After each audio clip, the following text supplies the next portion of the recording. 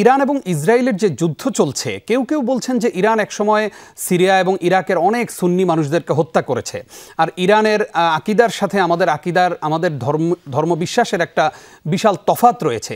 সেই কারণে আপনার কাছে আমাদের জানতে চাওয়া হলো, ইরান ইসরায়েল যুদ্ধে আমরা কাদেরকে সাপোর্ট করব?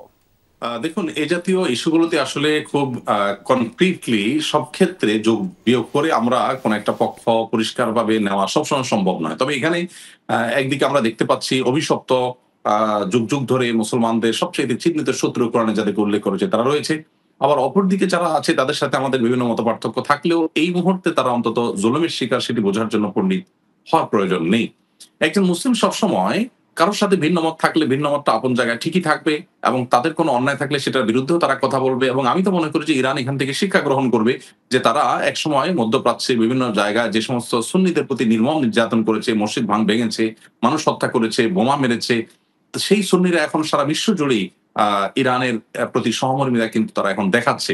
অতএব নিজের আহলে কেবলা, একই কেবলার অনুসারী মুসলিম ভাইকে আপনার এভাবে নির্মমতা করাটা নিজের জন্যই আত্মঘাতী, সেটা তাদের বোঝার আমার মনে হয় যথেষ্ট সুযোগ তৈরি হয়েছে। আর একজন মুসলিম সবসময় জুলুমের বিপক্ষে অবস্থান করবেন এবং জালেমের বিরুদ্ধে তিনি অবস্থান করবেন।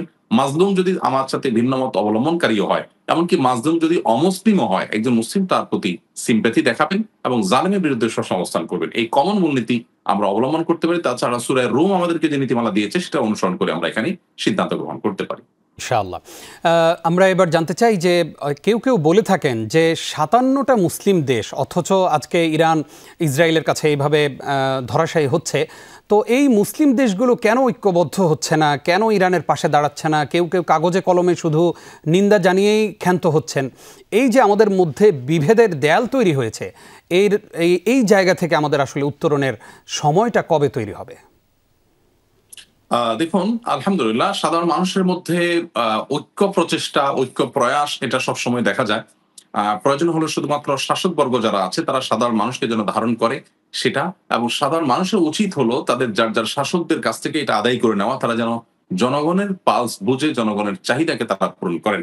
আমরা নানা মুখরোচক নামে পৃথিবীতে শাসন চলতে দেখি, কিন্তু সেখানে জনগণের প্রকৃত ইচ্ছার প্রতিফলন খুব কমই ঘটতে দেখা যায়। পৃথিবীর বেশিরভাগ দেশে কিন্তু এটি হয়ে থাকে, যার কারণে নেতাদের ঐক্যবদ্ধ হতে আমরা খুব একটা দেখি না, যদিও অনুসারীরা বা সাধারণ মানুষের মধ্যে এই জিনিসটা আছে। তো ঐক্যের জন্য আমাদের প্রত্যেককে যার যার জায়গা থেকে কাজ করা দরকার। আমরা আন্তর্জাতিক পরিমণ্ডলের বাইরে নিজের দেশীয় পরিমণ্ডলের কথা বলতে পারি। এখানেও কি আমরা আসলে ঐক্যবদ্ধ হতে পেরেছি? আন্তর্জাতিক পরিমণ্ডল তো অনেক পরের কথা। দুঃখজনক হলো সেটাও তো পারিনি। আমাদের ভিন্ন ভিন্ন মত থাকা সত্ত্বেও আমরা একে অন্যকে ধারণ করা, শ্রদ্ধা করা এবং বৃহত্তর স্বার্থে কাঁধে কাঁধ মিলিয়ে আমরা কাজ করার মতো নজির আমাদের দেশে রাজনৈতিক কালচার, ধর্মীয় কালচার কোন ক্ষেত্রেই খুব একটা নেই।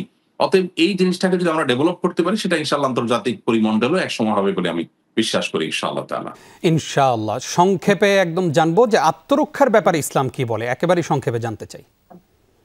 একজন মুসলিম তিনি আত্মরক্ষার জন্য সর্বাত্মক চেষ্টা করবেন। আল্লাহ তাআলা বলেছেন, ওয়াইদু লাহুম মাসতাতা'উ মিন কুওয়াহ, তোমরা তোমাদের শক্তি সামর্থ্য সংগ্রহ করে সঞ্চয় করে প্রস্তুতি গ্রহণ করো। অতএব আত্মরক্ষা করাটা জরুরি বিষয়। কোন কোন ক্ষেত্রে এটি ফরজে আইনের পর্যায়ে চলে যায়।